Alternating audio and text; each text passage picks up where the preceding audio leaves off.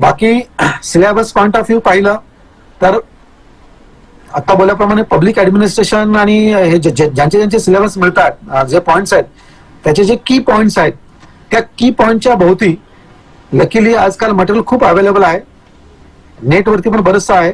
But go for authentic material. Specially you search personally the website.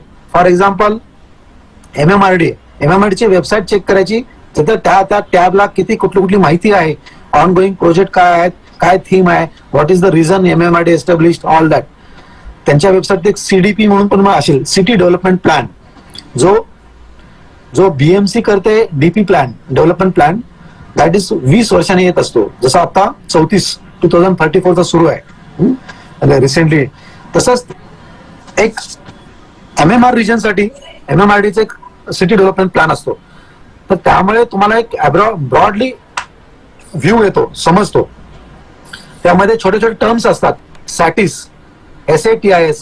सॅटिस is what, station area traffic improvement scheme, which was successful in Thane. तर ते त्याच्या असे वेगवेगळे हे समजतात. तर ह्या MCQ मध्ये आपल्याला मुख्यतः ह्या अशा छोट्या छोट्या गोष्टी असतात. BOT आहे, BOOT आहेत, ह्याही आपल्याला समजतात. I will request all of you go personally and visit the all websites starting from NMIDM, National Institute of Disaster NIDM, National Institute of Disaster Management आहे. त्यामध्ये मग NDRF कसं आहे. You may be aware, may not be, Mumbai is the only one corporation in Asia which has their own city development institute, that is CIDM, City Institute for Disaster Management. Bharat माता जंक्शनला कल्पतरू याच्यामध्ये आहे. May very few people may be knowing. कारण NIDM जसं आहे तसं स्टेटचं असणं अपेक्षित आहे. तर तसं सिटीचं आहे. सिटीचं टोपोग्राफी समजून घेणे, त्याप्रमाणे फ्लडिंग हा नेहमीचा विषय आहे, नेहमीच्या टीका आहेत. पण त्यामध्ये आपल्याला सस्टेनेबल काय करता येईल का, सोल्युशन काय काढता येईल का, such type of analytical questions may be there, for which you need to read broadly everything.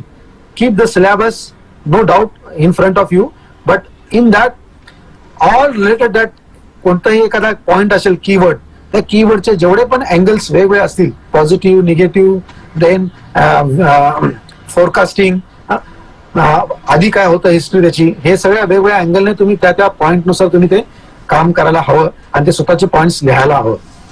मी आज बोलताना मी माझ्या ज्या पद्धतीने केलं ते सांगतो. Everyone has different style and different aspects of looking, but there is no fixed recipe as such to get through this exam, no doubt, but there is some frame guideline की कोण कसं केलंय, कोण कसं केलंय, दोघा चौघांचं समजून घ्यायचं, ऐकून घ्यायचं आणि त्याप्रमाणे आपल्या मेथोडॉलॉजी मध्ये इम्प्रूव्ह करून एक आपली स्वतःची मेथोडॉलॉजी सिस्टम बनवायची.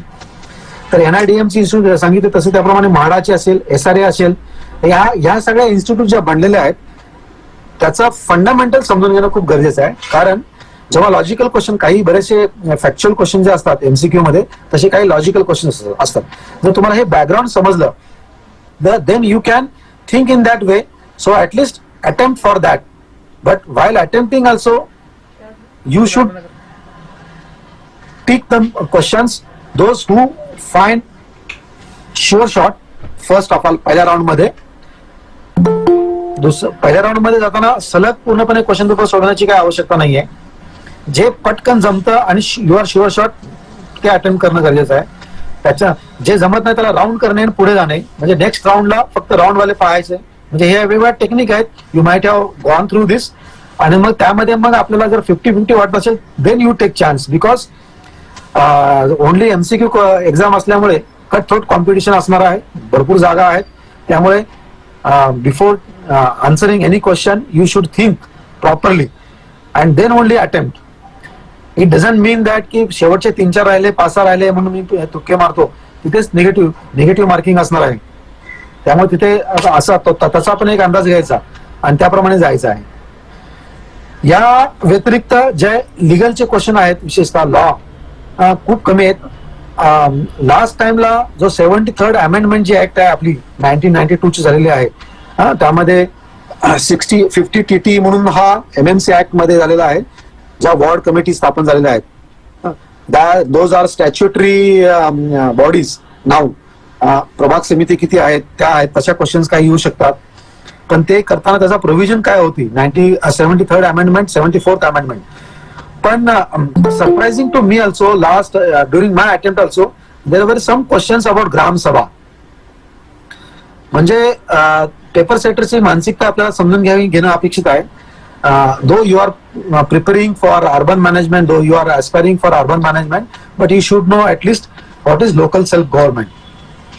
त्यामुळे लक्ष्मीकांतचं जे बुक आहे ते तर एकदम थरोली झालंच पाहिजे व्यवस्थित.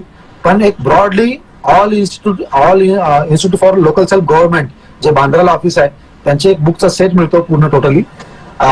Local LGS diploma I think diploma आहे, तर त्याच्या काही बुक्स रेडी मिळतात, त्यांच्याकडे आहेत. काही फी भरली की ते बुक मिळतील. अँड त्या बुक पेक्षाही अजून चांगला बुक्स जर असतील तर यशदाचा एक कोर्स आहे advanced post graduate diploma in urban management APGDUM Yashada Pune. त्यांचे बुक्स खूप चांगले आहेत. ते जर एकदा गो थ्रू केले तर तुम्हाला totally framework broad line outline करू शकते what is urban management exactly. त्यानंतर DP 2034 वरती बरेचसे क्वेश्चन अपेक्षित आहेत. हे टेक्निकल गोष्टी आहेत पण त्या समजून घेणे, पण ते समजून घेण्यासाठी आता मग टाइम कन्स्ट्रेंट आणि हे मग तुमची ती प्रायोरिटी ठरली पाहिजे की कोणाला किती वेटेज द्यायचं. सो आय वुड से की जे रेडीमेड मटेरियल मार्केटमध्ये आहे किंवा पब्लिकेशन्स आहेत किंवा संतोष सर वगैरे काय देतील ते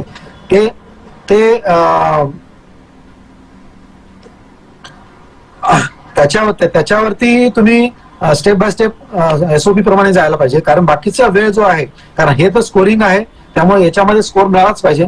specially project management financial management जो आहे HR विषय आहेत. फायनान्शियल मॅनेजमेंट मध्ये आपण फक्त म्हणजे काही बरेचसे इंजिनियर्स असतील तर पर्ट आणि CPMच पाहतो. ऑफकोर्स CPM पर्ट पाहिलंच पाहिजे, पण त्याच्यामध्ये सुद्धा शेड्युलिंग साठी काय छोटे छोटे हे आहेत. तर यासाठी बेस्ट बुक्स हे कोणतेही bachelor of management studies BMS और MBA MMS और IGNOU Indira Gandhi national open university किंवा इव्हन YCMOU यांचे मॅनेजमेंटचे बुक प्रोजेक्ट मॅनेजमेंटचे हे तुम्ही रेफर करायला पाहिजेत. मी जे रेफर केलं होतं त्यावेळेला मी माझं MBA फायनान्स त्यावेळेला चालू होतं, तर मला माझ्याकडे ते MBA चीच बुक्स होते आणि सिव्हिल इंजिनिअरिंगचं एक बुक होतं. तर त्याच्यामधलं प्रोजेक्ट मॅनेजमेंट केलं होतं. पण प्रोजेक्ट मॅनेजमेंट मधले शॉर्ट पब्लिक ऍडमिनिस्ट्रेशन आणि प्रोजेक्ट मॅनेजमेंटचे जर मिनिमम 25 to 30 क्वेश्चन्स असतील, आय थिंक 30 to 35 जर ओव्हरऑल बघितलं तर 35 to 35 मिळाले पाहिजे.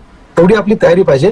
Because it is there so many MCQ questions are available for project management and public pub ad in UPSC books. तर ते जर तुम्ही कंटिन्युअसली रिपीटेडली केले तर that will be very beneficial. आणि ते झाला फुल स्कोरिंग आणि 100%. आता जिथे नोट्स अवेलेबल नाही आहेत त्या ठिकाणी मी आता बोलल्याप्रमाणे त्या वेबसाईटवरती जाऊन त्याचे पॉइंट्स काढणे आणि त्यानुसार काही कन्सेप्ट असतात.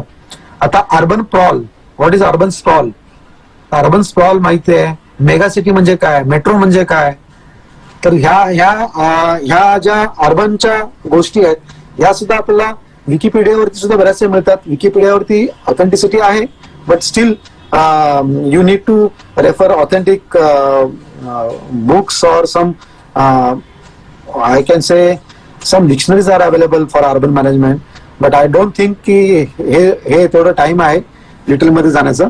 बट थिंक इन दॅट वे. पुन्हा मी ते सांगेन, सिलेबस फक्त पुढे ठेवायचा पण त्याच्या आजूबाजूला जे आहे ते तुम्ही केलं then MCQ will be very very precise and useful for you. याच्या व्यतिरिक्त डिझास्टर मॅनेजमेंट आहे. डिझास्टर मॅनेजमेंट मध्ये तर नेहमीच मुंबई म्हणले की फ्लडच फक्त आहे, पण हल्ली जर बघितलं आपण तर मुख्यतः फायरच्या काही बऱ्याचशा घटना होतात आणि लँडस्लाइडच्या घटना होतात. तर त्याची काय रिझन्स असतील, त्याला काय इंजिनिअरिंग मेथड्स आहेत का, आणि त्या इंजिनिअरिंग मेथड्स मध्ये मग आपण कुठे लॅकिंग होतोय. Then you may be knowing or may not, you just go through.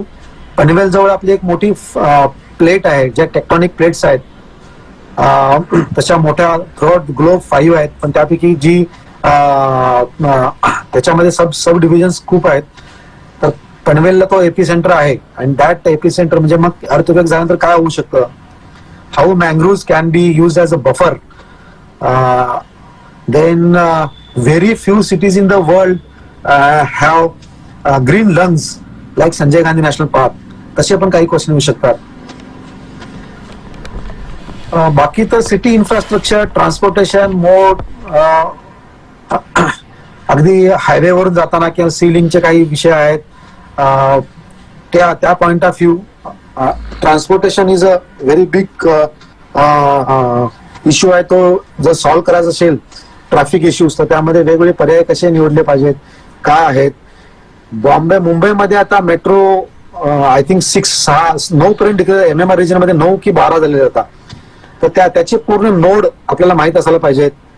ते नोड यासाठी की देन ट्रान्सपोर्टेशन कम्युनिकेशन समजलं पाहिजे.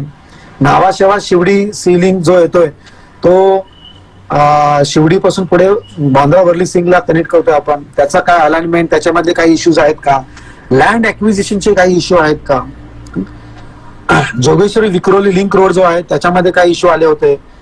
व्हाय this is practical examples need to be taken into consideration because they expect that urban managers should know everything, at least jack of all trade and master of some. Assistant commissioner ची ही जी job आहे, there is one say आहे की jack of all trade master of none, but I would say we should have jack of all trade may not be but master of some.